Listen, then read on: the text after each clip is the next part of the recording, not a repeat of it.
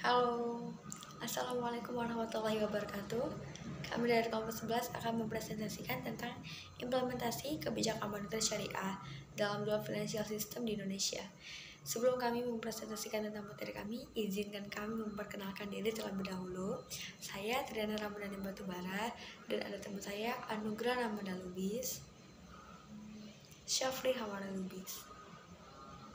Baik, di sini saya akan menjelaskan tentang definisi kebijakan moneter serta sistem kebijakan moneter. Jadi, kebijakan moneter pada dasarnya merupakan suatu kebijakan yang bertujuan untuk keseimbangan internal dan eksternal serta tercapainya keseimbangan ekonomi makro. Selanjutnya, sistem kebijakan moneter berkaitan dengan kebijakan moneter syariah tidak terlepas dengan kebijakan moneter konvensional yaitu untuk menjaga kestabilitas mata uang.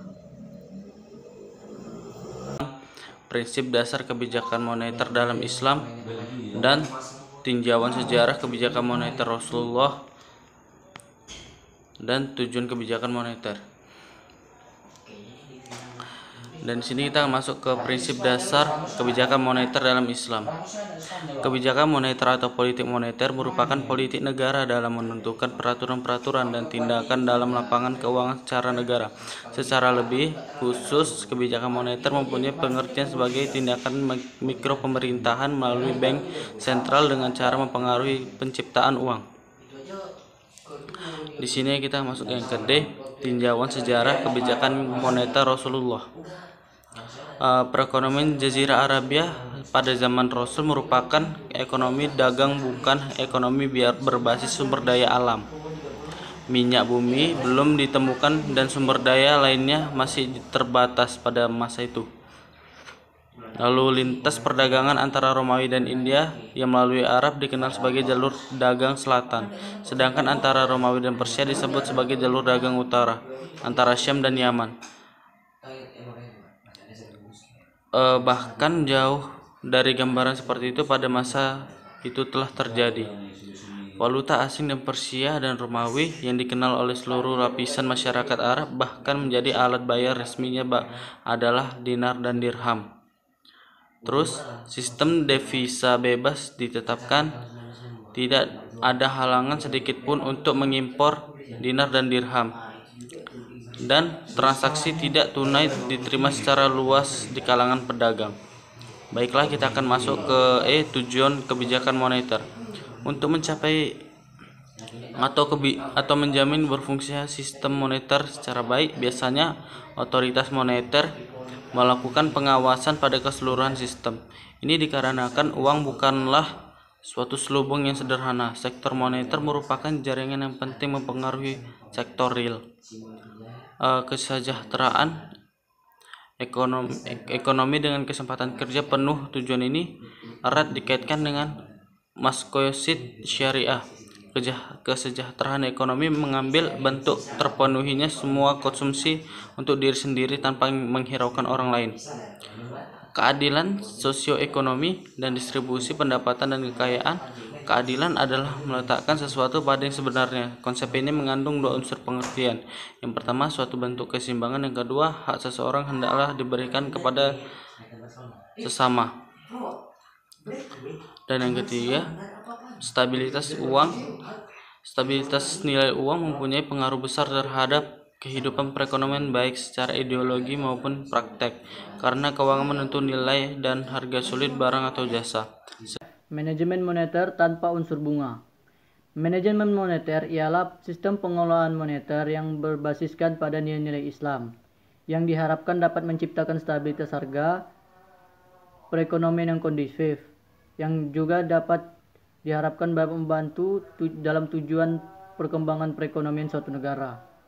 Manajemen moneter Islam itu terdapat dua hal, yaitu manajemen penawaran dan manajemen permintaan. Yang pertama itu adalah manajemen permintaan uang atau money demand. Dalam permintaan uang oleh masyarakat itu ada tiga motif yang utama. Yang pertama itu adalah transaksi, seperti transaksi barang dan jasa, barang mewah dan pengeluaran ekstravaganza, transaksi investor baik produktif dan non-produktif, transaksi ekspor barang dan jasa, dan yang keempat itu transaksi impor.